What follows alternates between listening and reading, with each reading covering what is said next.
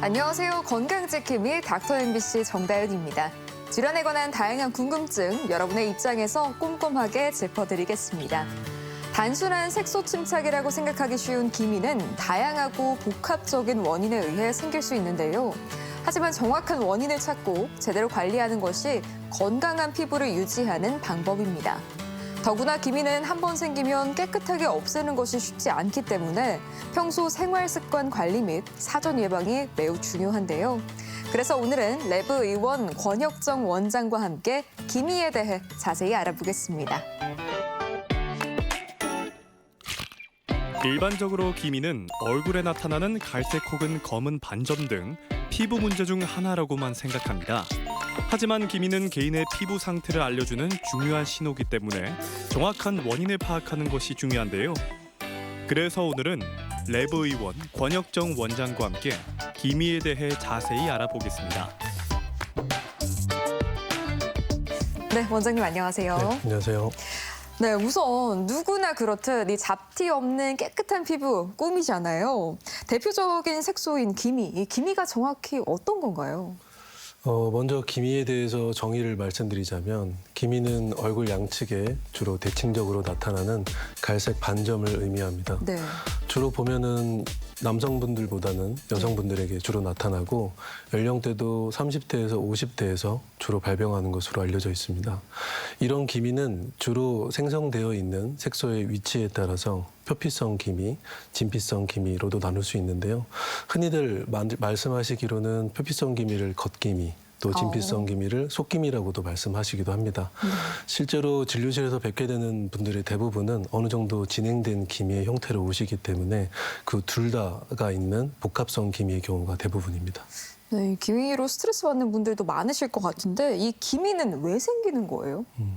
기미가 생기는 원인은 여러 가지가 있습니다. 근데 그중에서도 가장 중요한 원인 세 가지만 먼저 말씀드려보면 네. 첫 번째로 말씀드릴 수 있는 것은 호르몬입니다. 혹시 생각하시기에 예. 그 사람이 신체적으로 호르몬 변화가 좀 심하게 나타날 때가 혹시 언제라고 생각하세요? 아마도 뭐 임신했을 때는 네, 맞습니다. 아무래도 임신했을 때 호르몬 변화가 좀 심하게 되고요. 예. 그로 인해서 기미가 올라오는 경우들이 많습니다. 그렇군요. 실제로 진료실에서 얘기를 듣다 보면 이제 기미가 없던 기미가 생겼거나 아니면 네. 있던 기미가 심해진 시기에 대해서 여쭤보면 한 10분 중 7, 8분은 임신하면서 그랬다라고 말씀하시는 분들이 많거든요. 그래서 이런 호르몬 변화가 이제 중요한 하나의 요인이고 임신했을 때 말고도 또 호르몬 영향을 줄 수 있는 것이 주로 피임약입니다. 그래서 이런 피임약을 복용함으로써 기미가 생기는 경우들도 종종 있어서 실제로 몇몇 연구들에서는 연구 결과 피임약을 복용하는 4명 중 1명꼴로 기미가 발생하는 것으로 보고되고도 있습니다. 두 번째로는 자외선 노출을 또 얘기를 안 할 수 없겠죠. 예. 아무래도 자외선에 노출이 됐을 경우에 기미가 많이 생기는 것은 다들 알고 계실 텐데요. 생기는 그 기전을 말씀드려보면 우리 피부가 자외선에 노출이 되면 아무래도 우리 피부를 보호하기 위해서 자체적으로 멜라닌이라고 하는 색소를 만들어 줍니다. 그 만든 색소를 각질로 이제 피부 표피 쪽으로 보내주게 되는데 네. 이런 것들이 과하게 쌓이면서 나타나는 것이 바로 기미라고 볼 수 있습니다. 이렇듯 이런 자외선의 영향을 받기 때문에 네. 기미는 많이들 아시는 것처럼 여름철에는 조금 더 진해지고 겨울철이 되면 저절로 좀 연해지는 이런 특성도 갖고 있습니다. 마지막으로 말씀드릴 수 있는 것은 바로 가족력인데요. 가족력이요? 뭐 네. 어떤 질환이든 사실 이 가족력이 빠지는 부분이 거의 없죠. 기미도 마찬가지입니다.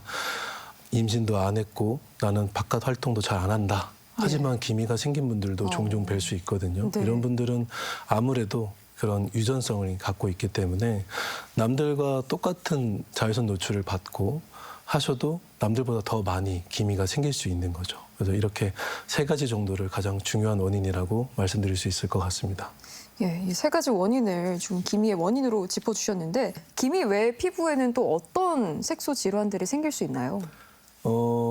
제가 최근 한 5년간 가장 자주 이제 만나게 되는 이런 색소들을 먼저 말씀드려보면 네. 물론 기미가 있을 것이고 그다음에 주근깨, 흑자, 그다음에 오타양 모반 이 정도의 색소를 말씀드릴 수 있을 것 같아요.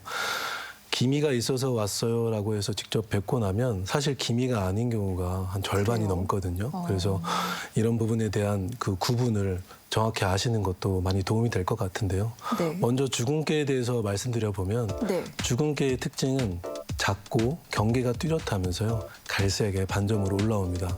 또 주로 이 주근깨 같은 경우는 햇볕 노출이 많은 부위, 얼굴, 그다음에 어깨, 팔 이런 부위에 주로 호발하고 아까 앞서 말씀드린 기미와 같이 이 햇볕의 영향을 많이 받기 때문에 여름철에는 조금 더 진해지고 겨울철에는 조금 더 연해지는 특성 그래요? 또한 동일하다고 볼 수 있습니다. 다음으로 흑자에 대해서 말씀드려 볼 텐데요. 흑자는 이제 평평한 갈색 반점의 형태로 올라오는데 그 크기가 매우 다양합니다. 그리고 실제로 그 흑자의 크기가 시간이 지나면서 점점 커지는 경우도 있는데요. 보시기에 뭔가 점은 아닌 것 같은데 뭔가 동글동글한 느낌으로 조금 큼지막하게 어느 한 부분에 딱 올라와 있다. 그러면 흑자의 가능성이 높습니다. 세 번째로 이제 오타양 모반이라는 색소가 있는데요. 네. 이것도 이제 양측에 보통 대칭적으로 올라오는 경우가 많고요. 갈색보다는 조금 더 회색에 가까운 회갈색 반점의 형태로 올라옵니다. 주로 20세 이후에서 올라오는 경향이 있는데 이 오타양 모반의 특징은 굉장히 깊은 층의 색소가 형성되어 있어요. 그래서 표피도 아니고 그 아래에 있는 진피보다도 그 좀 깊은 하부 진피 쪽에 주로 형성되는 경우가 있기 때문에 레이저 치료하는 데 있어서 흑자나 주근깨에 비해서는 조금 더 어려운, 좀 더 레이저를 여러 번 해야 되는 이런 특징이 있습니다. 말씀을 들어보니까 더욱더 궁금해지는 게 치료법이거든요. 어떻게 하면 기미나 뭐 주근깨, 흑자 같은 색소를 제거할 수 있나요? 네, 일단은 많은 분들께서 이제 레이저 색소 치료하면은 레이저 무조건 많이 해야 돼라고 생각하시는 분들이 굉장히 많으세요. 근데 네. 반은 맞고 반은 틀렸습니다. 무슨 얘기냐면 예. 주근깨나 흑자 같은 경우에는 사실 레이저 한 번이나 두 번만 해도 거의 다 대부분 제거가 가능합니다. 그래요? 네, 그래서 흑자인데도 불구하고 기미인 줄 알고 네. 치료를 포기하신 분들도 종종 뵐 수 있고요. 먼저 주근깨의 경우를 말씀드려보면 주근깨는 레이저를 보통 저 같은 경우는 1회나 2회의 레이저 시술을 통해서 한 90% 이상의 주근깨를 제거한다고 말씀드릴 수 있을 것 같습니다. 레이저를 쏘고 나면 주근깨가 있던 그 색소 위에 그 크기만큼이나 조그맣게 딱지가 다 이렇게 앉게 되고 그 딱지는 빠르면 한 3, 4일에서 길면은 한 일주일 내에 떨어진다고 볼 수 있습니다. 이때 중요한 것은 딱지가 떨어질 때까지 기다려 주셔야 된다는 거고요. 네. 두 번째로 흑자가 있는데 흑자 제거도 저의 경우에는 레이저를 그렇게 여러 번 하지는 않습니다. 보통 1회로 끝나는 경우가 대부분인데요. 네. 이 횟수만 보면은 굉장히 할만하다는 생각이 드실 수도 그러니까요. 있는데 네. 사실 제가 항상 흑자 치료를 하기 전에 말씀드리는 부분이지만 색소 침착이 생길 수가 있어요. 이 레이저를 하고서 그 흑자가 있던 부위에 색소 침착이 생기면 오히려 전보다 진해진다던가 범위가 좀 넓어진다던가 하는 것들을 볼 수가 있는데요. 당연히 처음에는 당황하시고 속상해 하십니다. 이걸 좋아지게 하려고 치료를 했는데 오히려 더 안 좋아진 느낌이라서 네. 그래서 저는 반드시 사전에 설명드릴 때 이런 부분들을 가능성에 대해서 설명드리고 제가 이전에 치료했던 그 경과 사진들을 보여드리면서 미리 이제 인지를 시키는데요. 색소 침착 경우에 따라서는 물론 아예 색소 침착 없이 하자마자 바로 좋아지는 분들도 계시지만 그렇지 않고 뭐 짧게는 2주에서 한 달, 길게는 4개월 이상도 걸리는 경우들도 볼 수 있었습니다. 그렇기 때문에 시술이 1회면은 제거되고 여러 번 하지 않아도 된다는 것은 좋지만 그 부분을 반드시 잘 알고 하시는 게 좋을 것 같습니다. 마지막으로 오타양 모반의 경우에는 앞서 말씀드렸듯이 굉장히 깊은 부분에 형성되어 있는 색소다 보니까 깊게 침투가 가능한 레이저를 가지고 여러 번 깨줘야 됩니다. 레이저를 가지고 그 자리에 있는 색소를 그 위치에서 잘게 부숴주다 보면 네. 어느 순간인가 우리 세포에서 우리 피부에서 대직세포가 그 잘게 쪼개진 그 조각들을 없애주면서 점점 흐릿해지고 나중에는 거의 눈에 안 띄게 사라지게 해줄 수 있는 색소입니다. 따라서 이 오타양 모반은 치료하기가 어렵다고 보지는 않습니다. 저는 네. 다만 레이저를 좀 여러 번 해야 된다라고 볼 수 있을 것 같습니다. 네, 그래도 주근깨나 뭐 흑자는 레이저 한두 번이면 치료가 가능하다고 하니까 굉장히 희망이 되는데 기미로 스트레스 받는 분들 너무 많잖아요. 네네. 기미 치료법은 어떤 게 있어요? 기미는 참 치료법이 쉽지 않습니다. 그래요? 그래서 제가 먼저 흑자 주근깨, 예. 태양무방 이런 거 먼저 말씀드렸는데요. 네. 기미는 앞서 말씀드렸듯이 색소가 생기는, 기미가 생기는 그 기전 자체가 어찌 보면 우리 피부를 자체적으로 보호하려고 하는 그 기전 때문에 생기다 보니까 더더욱 치료가 어려운 경우가 많습니다. 조금 더 자세하게 말씀을 드려보면 네. 자외선에 우리 피부가 노출이 되면 우리 피부는 자외선으로부터 세포를 보호하려고 합니다. 특히 세포 내에 있는 부분 중에서 세포핵, 그 안에 있는 염색체를 보호하기 위해서죠. 염색체 이상이 생기면 안 되니까. 네. 그래서 자외선 노출이 되면 우리 몸에 여러 그 신호 체계를 거쳐서 멜라닌 세포가 멜라닌 색소를 만들게 되고요.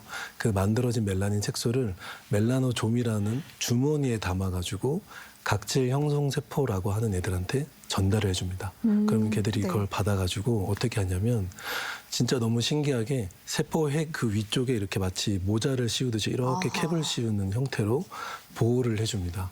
그 전자현미경으로 보면 굉장히 신기한 모양이거든요. 그래요. 그래서 어떻게 보면 기미는 우리 피부를 보호하려다가 생겨난 색소라고 아하. 볼 수 있습니다. 네. 그렇기 때문에 조금은 안타깝지만 완전히 제거한다? 그리고 다시는 안 생기게 치료를 한다라는 거는 사실 불가능하다고 봐야 됩니다. 그렇기 때문에 레이저를 이용해서 너무 과하게 만들어져 있는 그 멜라닌 색소들을 잘게 좀 부숴주면서 없애주고요. 그 두 번째로는 그 없애주는 과정으로도 조금 부족할 때가 있어요. 예를 들면 레이저를 쏴서 색소를 깼는데 우리 피부 입장에서는 이 레이저도 자외선처럼 피부를 어떻게 보면 괴롭히고 그렇죠. 자극하는 이런 하나의 그런 자극하는 것으로 여겨질 수 있거든요. 네. 그러면 예를 들어서 제가 자외선 대신해서 레이저로 이제 색소를 이만큼을 깼는데 깨고 나서 이 레이저에 대한 반응 때문에 색소가 이만큼이 만들어지면 기미는 오히려 더 진해질 수도 있습니다. 그럴 수 있겠네요. 네, 그렇기 때문에 저희가 레이저 시술할 때 특히 기미를 레이저로 치료할 때는 굉장히 조심하면서 치료를 하게 되는데요. 이런 부분에 있어서 이런 색소가 너무 과하게 만들어지고 이런 것들을 조금 줄여주고 할 수 있는 것이 이제 약이 있습니다. 이제 약. 트라넥삼산이라고 하는 성분의 약이 있는데요. 네. 그 약들을 이제 복용을 하면서 레이저 치료를 하게 되면 조금 더 이제 그런 부분에 있어서 색소를 좀 더 효율적으로 깨가면서 효과를 좀 더 볼 수 있는 부분이 있고요.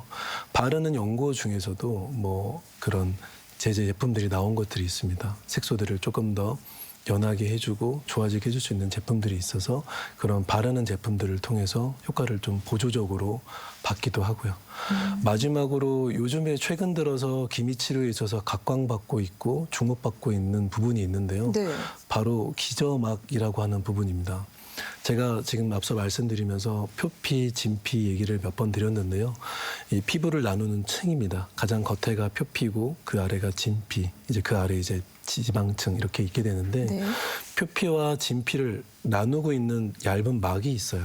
그게 이제 기저막이라고 하는 부분인데 이게 굉장히 중요합니다. 왜냐하면 그 멜라닌 색소를 만들어내는 멜라닌 세포가 원래는 그 표피에 존재합니다. 그래서 기저막으로 나눈다고 한다면 기저막 바로 위쪽에 있는 표피 부분, 그러니까 표피에서도 가장 아래쪽 부분에 그 멜라닌 세포가 위치하면서 거기서 색소를 만들어내는데요. 이때 우리가 뭐 노화로 인해서도 그렇고 아니면 자외선 노출 아니면 여러 가지 원인에 의해서 그 기저막이 깨지고 불완전해지는 경우들이 있습니다. 그러면은 이 원래 기저막 윗부분에 표피 쪽에 있던 멜라닌 세포가 그리고 멜라닌 색소들이 그 틈을 통해서 진피로 떨어지게 될 수가 있어요. 그럼 이때 진피로 떨어지게 되면 이 떨어진 애들을 또 우리 대식세포라고 하는 세포가 또 잡아먹기도 하고요. 이러면서 이제 진피에 고착화되게 되면 이제 진피성, 아까 말씀드렸던 진피형 기미가 돼버리는 겁니다. 심각해지는군요. 네. 색소 침착의 경우도 그렇고 기미의 경우도 그렇고 그렇게 진피 쪽으로 색소가 내려가 버리면 아무래도 치료하기가 더 까다로워집니다. 그렇기 때문에 더 깊게 들어가는 레이저를 가지고 잘게 깨줘야 되는데 이게 사실 쉽지가 않거든요. 그래서 이 기저막에 대한 부분이 주목받으면서 요즘에는 그 특수한 바늘이 달려 있는 고주파 기계가 있어요. 그 고주파를 가지고 피부에다가 시술을 해주면 그 기점막이 회복되는 효과를 기대할 수가 있습니다. 그렇기 때문에 요즘에는 기미 치료를 할 때 앞서 말씀드렸던 그 레이저, 그 다음에 보조적으로 약물, 그리고 마지막으로 고주파 치료를 곁들여서 기미를 치료하고 또한 재발을 좀 방지하는 쪽으로 가고 있는 것 같습니다. 네, 또 이 치료를 하고 하는 것도 중요하지만 치료를 하고 나서 주의사항, 관리 방법도 굉장히 중요할 것 같아요. 네, 어떤 것들이 맞습니다. 있어요? 일단 가장 중요한 것은 아무래도 레이저를 받았기 때문에 네. 피부가 자극을 받았죠. 그렇죠. 그런데 이게 자극받은 피부, 예민해져 있는 피부에 또 다른 자극을 주게 된다면 당연히 피부는 이제 문제가 생길 수 있습니다. 그렇기 때문에 특히나 좀 자극적일 수 있는 필링들 좀 피해 주시는 게 좋고요. 요즘에는 그 홈케어 제품들을 많이들 쓰고 계시는 걸로 맞아요. 알고 있는데 네. 그 홈케어 제품들도 물론 굉장히 약하게 나온 제품들이 대부분이지만 굉장히 여러 번 하시고 많이 하시면은 또 자극이 돼서 문제가 생길 수 있기 때문에 주의가 필요하고요. 또 하나 중요한 것이 바로 보습입니다. 많은 분들이 이제 너무 피부가 건조해요 이러면서 오시는 분들이 많은데요. 네. 아시다시피 점점 나이가 들수록 누구나 피부는 건조해질 수밖에 없습니다. 이거는 누구도 피해갈 수가 없어요. 점점 피부를 통해서 날아가는 수분의 양이 많아지기 때문인데요. 그런 상황에서 레이저를 쏜다. 그럼 레이저가 피부에 닿으면 그 안에서 아무래도 열이 생기게 되고 그것 때문에 수분이 더 많이 날아가게 돼요. 가뜩이나 건조한데 더 건조해질 수 있다는 얘기죠. 그렇기 때문에 이런 보습에 대한 관리가 매우 중요한데요. 사실 제가 이렇게 말씀을 드리면 그래서 어떻게 해야 되는데요? 라고 말씀들을 하세요. 그러면은 되게 어렵습니다. 왜냐하면 보습력이 강한 이제 크림이나 로션이나 쓰시고 또 네. 저는 일일 일팩도 해요. 막 이러는데도 건조해요. 이렇게까지 말씀하시는 분들이 꽤 있기 때문에 예. 그런 경우에는 이제 그런 홈케어 제품이나 이런 것들로 이제 커버가 안 된다라고 한다면 이제 주사 시술이나 이런 보습력을 높일 수 있는 관리들이 있기 때문에 그런 거에 도움을 좀 받는 것도 하나의 방법인데요. 어쨌든 레이저 시술할 때 조금 더 건조해질 수 있는 부분 또 너무 건조해지다 보면 피부염으로 생길 수 있기 때문에 이런 보습의 중요성이 매우 강조되고 있습니다. 하지만 무엇보다도 제가 생각하기에 가장 중요한 것은 저희가 레이저를 하다 보면 레이저의 종류가 한 가지가 아니다 보니까 네. 이런저런 레이저가 들어가게 되고 또 레이저를 받으시는 분의 몸 상태, 즉 컨디션도 조금 다를 수가 있기 때문에 이전에는 괜찮았고 평상시에 괜찮았는데 이번에는 레이저를 받았더니 좀 이상하네. 빨갛게 올라오고 많이 심하게 가렵고 따갑고 이런 증상들을 경험할 수 있습니다. 누구나. 그런데 그럴 때 괜찮았으니까 앞으로도 괜찮겠지. 이렇게 어떻게 보면 조금 이제 그런 좀 가벼운 마음으로 좀 지켜보시다가 더 이제 심해지는 경우들이 있기 때문에 혹시라도 레이저 하고 직후에 그런 문제가 있고 좀 자극적인 증상들이 있으시다면 바로 시술받은 병원으로 연락하셔서 조치를 취하는 것이 무엇보다 중요하다고 생각합니다. 왜냐하면 치료 시기를 놓쳐서 네. 이것이 많이 진행이 되면 예. 나중에는 그 치료를 하는데도 상당한 시간을 이제 소요되기 때문에 빨리 이제 조치를 취해서 그런 부분들을 가라앉히는 것이 중요하다고 생각됩니다. 같은 시술이어도 본인의 컨디션에 따라 좀 달라질 수 있겠네요. 네네.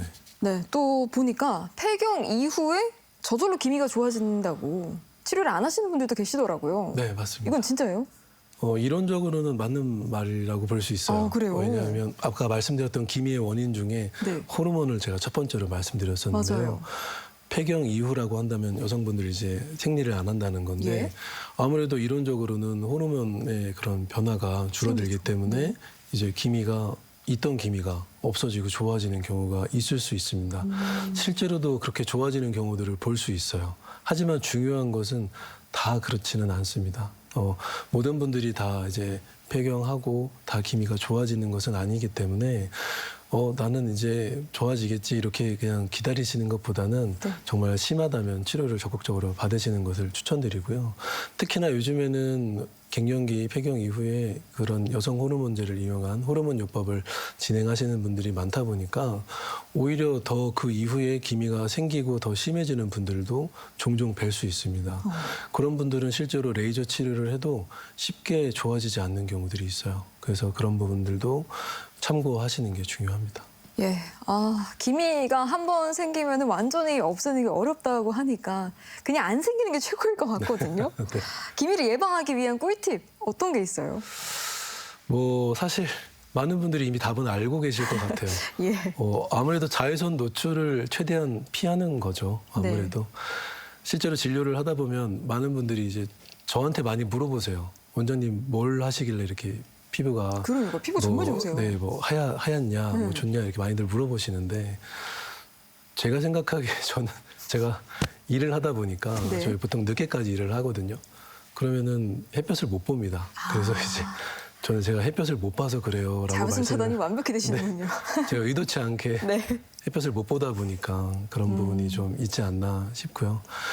또 하나는 이제 이렇게 자외선 노출에 대한 부분을 신경 쓰는 것도 중요하지만 앞서 말씀드렸듯이 이 다른 우리가 생각지도 못하게 원인이 될 수 있는 예를 들면 피임약이라든가 네. 이런 것들도 챙겨봐야 될 부분이에요. 생각보다 피임약이나 이런 호르몬제가 기미의 원인이 될 수 있다는 걸 모르시는 분들이 상당히 많거든요. 맞아요. 그래서 피임약을 내가 복용을 하는 거는 물론 필요에 의해서 복용을 하시는 거니까 해야겠지만 내가 피임약을 복용한 다음부터 기미가 좀 더 올라오고 심해지는 것 같다라고 느껴지는 분들이라면 아무래도 방법을 예를 들면 뭐 자궁내 장치를 통한 피임법이라든가 이런 것으로 바꿔보시는 것도 하나의 기미를 좀 예방하고 좋아지게 할 수 있는 방법이지 않나라고 생각합니다. 네, 끝으로 색소 치료를 고민하고 계신 분들께 당부 말씀 부탁드립니다. 저희 병원에서는 사실 보톡스도 하고 필러도 하고요. 탄력 리프팅 시술들도 많이 하고 있습니다. 이런 시술들의 경우는 저희 상담 실장들이 먼저 상담을 진행하고 있는데요. 저희가 색소 치료에 있어서만큼은 제가 직접 사전에 상담을 통해서 이제 치료를 시작할지 여부를 결정하고 있습니다. 왜냐하면 그만큼 해야 될 얘기가 많기 때문이고요. 어떤 색소인지에서부터 그렇기 때문에 어떻게 치료를 할 것인지 그리고 그 과정에서 어떤 부분들이 생길 수 있는지에 대해서 반드시 사전에 말씀을 드려야지 이제 서로 간에 오해가 생기지 않더라고요.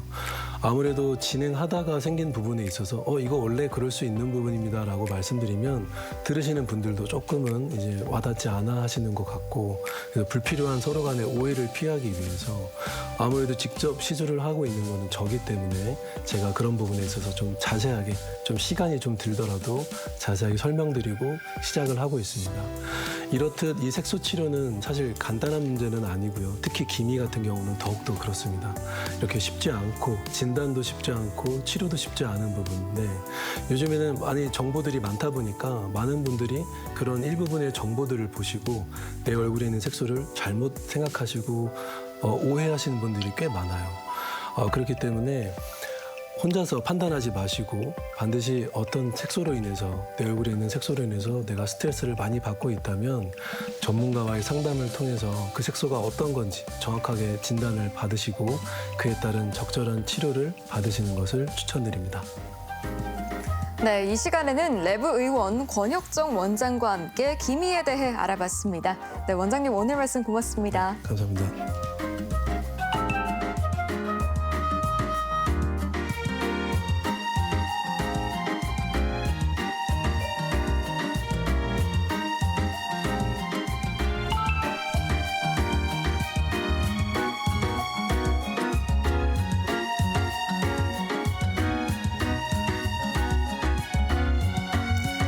뜨거운 햇볕에 체온이 올라가고 땀이 배출되면서 자연스럽게 위산 분비와 위운동 억제로 식욕이 떨어지게 됩니다.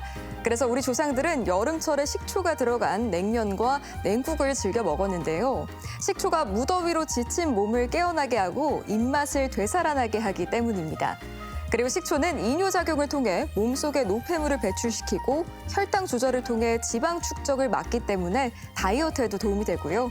위산 분비를 촉진시켜 소화 기능 개선에도 좋습니다.